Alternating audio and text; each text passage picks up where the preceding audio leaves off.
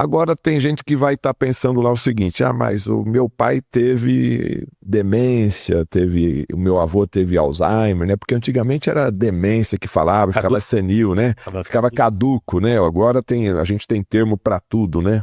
Vários tipos de doenças neurodegenerativas.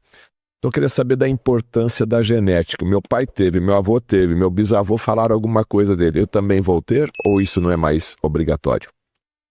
É o famoso gato subindo no telhado, né?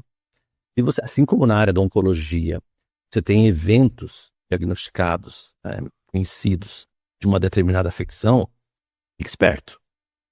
Agora, genética não é destino, não é uma obrigação de acontecer. Existe um conceito de genética que leva para uma questão da expressão daquele padrão. O Alzheimer usando essa doença como um bom exemplo. Existe um alelo, que é aquelas negocinho lá, do gene, chamado ApoE4. E ele pode ser um parzinho só, pode ser 2 parzinhos. Se tiver um parzinho só, você tem de 1 a 2 vezes mais chances do que a população normal de ter desenvolvimento do Alzheimer na sua vida. Se você tiver os 2, que é o que a gente chama de homozigoto, homo é igual, você tem de 8 a 12 vezes mais chances. Mas mesmo nesses casos, quando o teu exame genético mostra isso, e tem na família, você tem que ficar esperto. Tem que ficar esperto. Significa que você vai ter Alzheimer? Não necessariamente. Por quê? Eu até trouxe uma colinha aqui. O JAMA, o Lancet, melhor dizendo, é uma grande revista. Uma revista científica de referência. Top no mundo. Lá em 1920 eles começaram a trabalhar isso, não é tanto tempo, e em 24 agora eles fizeram uma revisão e eles mapearam o jeito das pessoas viverem, tudo que significa, e eu vou dizer para vocês quais são, tá? E que tem importância exatamente nisso que você falou. E tudo isso que eu vou falar aqui significa que são 45%, prestem atenção, de possibilidade de você não desenvolver uma demência, caso você siga e respeite essa parametrização. Começando na infância, e aí pais, tios, avós, prestem atenção na qualidade de ensino dos seus filhos. Porque 5% desses 45% tem a ver com a alfabetização. Mas a alfabetização não significa só saber escrever e fazer conta. Tem que pensar nos analfabetos funcionais que nós temos, um sistema nosso que está meio diferente, para falar pouco, né? Está diferente. Os professores são obrigados a passar os alunos, porque isso traz mais dinheiro, etc. É umas coisas meio doidas que acontecem nesse mundo de Deus aí. Tá? Mas prestem atenção e quanto mais cedo, você não é obrigado a alfabetizar uma criança com 1 ano, de jeito nenhum. Isso para mim é uma violência. Tá? Que bonitinho, meu filho já está escrevendo. Pera, dá licença. Mas respeitando, porque isso tem a ver com maturidade neurológica. Ele vai exigir de uma criança o que ela não pode dar. Tá? São as conexões que vão se formando. Mas se você estimula com esses jogos padrão Lego, tá? Que são fantásticos, você vai... Brinquedos pedagógicos, né? Exatamente. E aí é muito melhor do que de bateria, de videogame. Ainda não é. O videogame tem o seu aspecto fundamental, mas não nessa fase. Porque senão você... Já aí eu estou misturando uma coisa, mas você pula etapa. E se você pula etapa, você não faz a função da neuroplasticidade no caminho. É mais ou menos assim. Eu vou para São Paulo, mas eu vou sempre de avião. Um dia você precisa ir de carro, você não sabe nem para que direção você vai. Seria mais ou menos isso. Então, na primeira infância, é fundamental garantir a educação. Depois, na chamada vida média, a chamada meia-vida, que é aí que a grande maioria dos que estão nos escutando tem, chamadas coisas da vida. Eu vou ler aqui para vocês, para não me perder. Questão da audição. Então, a perda auditiva é fundamental.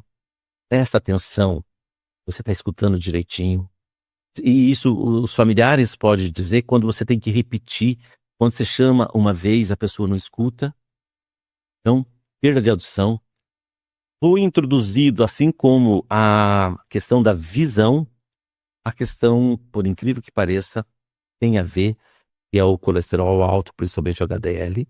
Ele tem uma importância nisso daí, tá? Porque por conta da continuidade, se ele fica num nível muito elevado muito tempo, ele não é só uma questão de formar placas ligadas à questão cardiovascular, infarto, AVC, ele danifica de uma certa maneira o fator neurotrófico de desenvolvimento do cérebro, que é o BDNF, traumas, pancadas na cabeça.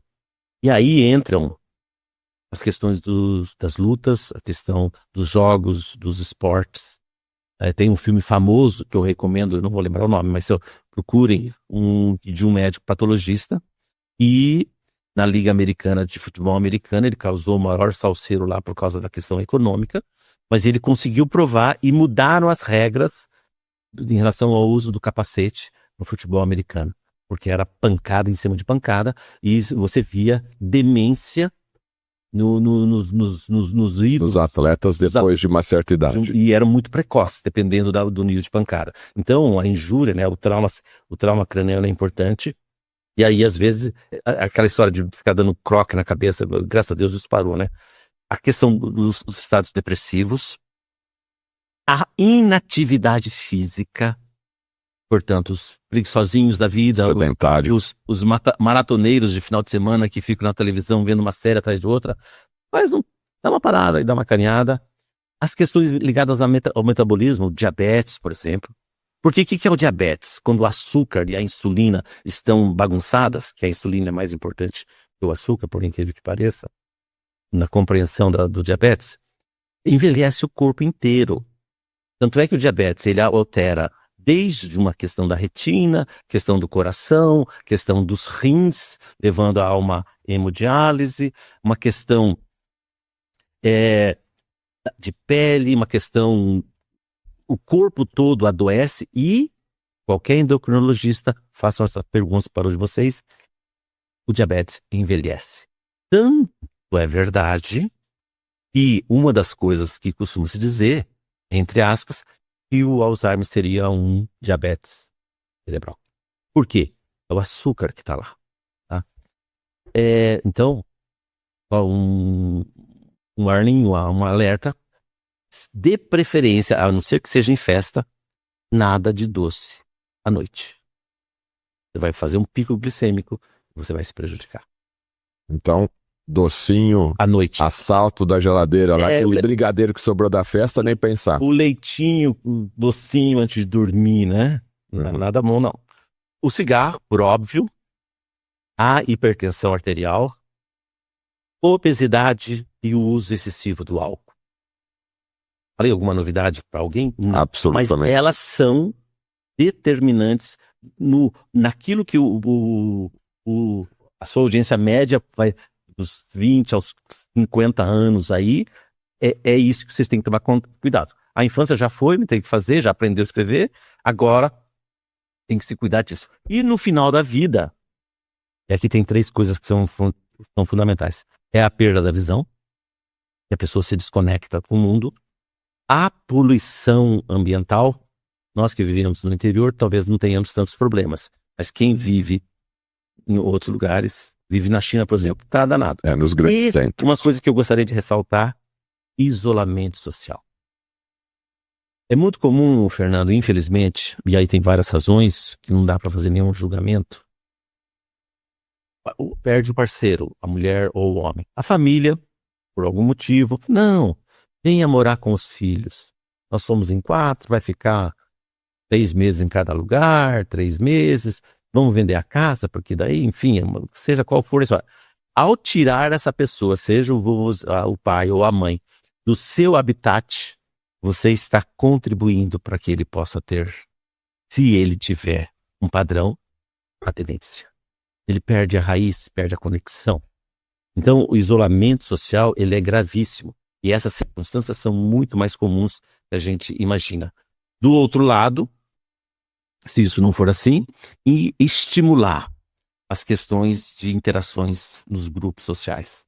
Clubes, onde quem gosta de dançar, quem é na igreja, culto, enfim, não importa a denominação religiosa, mas a participação, ter opinião.